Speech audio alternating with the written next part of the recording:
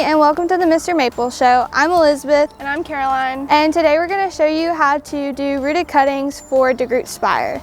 Now, this is Degroot Spire, and the best way to start is to take your cuttings. With a tree like this, you want to give it a haircut, but you want to make sure it's an even haircut. So what Caroline and I are going to do is we're going to go around and we're going to look for spots that could use a little haircut, but we're also going to try to take from the new growth. It's important to take from the new growth. That way you give your cutting the best chance to root. Older growth is going to have a little harder of a time rooting just because it's older and a little more mature. So you want something that still has a lot of life in it and is adaptable, because we're going to put it in a different environment. So just go around and look for spots that could use a little cutting, that could use a little haircut, and take some cuttings from it.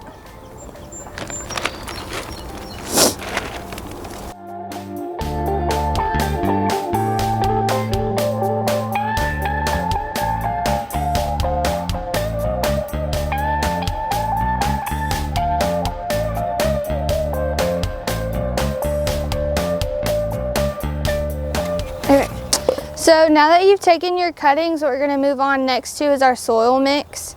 Here at Mr. Maples, we use about a 50-50 mix when it comes to rooted cuttings. So about 50% of our soil and then 50% of our perlite. So what you want to make sure you do with perlite is wear a mask if you're dipping out of it dry, or wet it down and still use a mask just to be safe, because it has what's it called? Dust that can get into your lungs and not make you feel very well.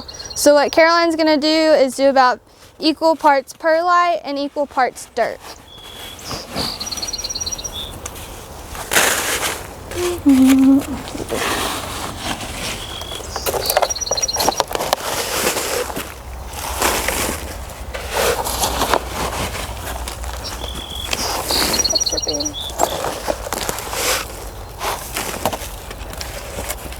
Okay, so now that we have both of those ingredients mixed in, we're going to use our hands. If you're mixing on a larger scale, you can definitely use a shovel or something else, but whatever you're comfortable doing.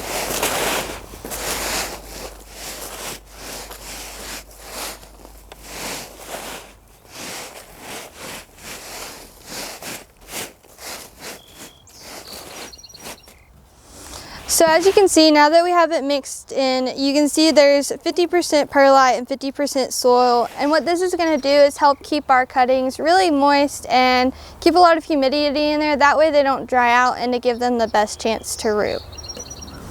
Okay, so now once you have your cuttings, what you're going to want to do is go through and make cuttings, smaller cuttings that are about, I like to do an index finger in length.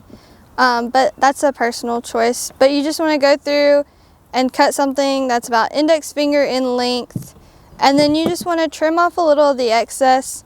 That way it makes it a little easier to space and a little easier to fit a whole bunch of cuttings in one tray. After you do that, you're going to want to shave just one side off. You want to get a little into the green just so that we're able to get some root growth in there. And then you're going to take it and you're going to dip it. We dip ours in Arborvitae 2 because this is a Degroot Spire. This is the best number. There's 1, 2, and 3, and so through research you can figure out which cutting is best, which Arborvitae is best for you. But we use 2 for Degroot Spire because that's what works best for us. So again, you just make it about index finger length and then take the excess off. And you cut one side with your razor blade. Knife safety, always cut away from yourself.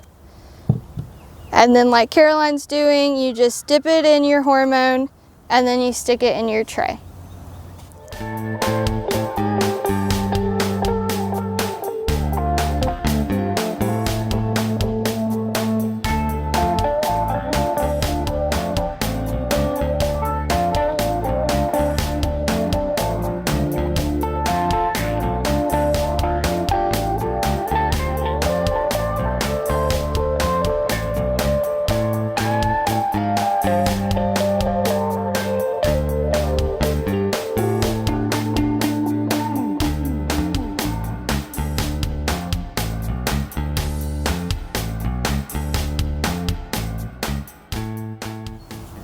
Okay, so now once you've stuck all the cuttings, your tray's gonna look a little bit like this.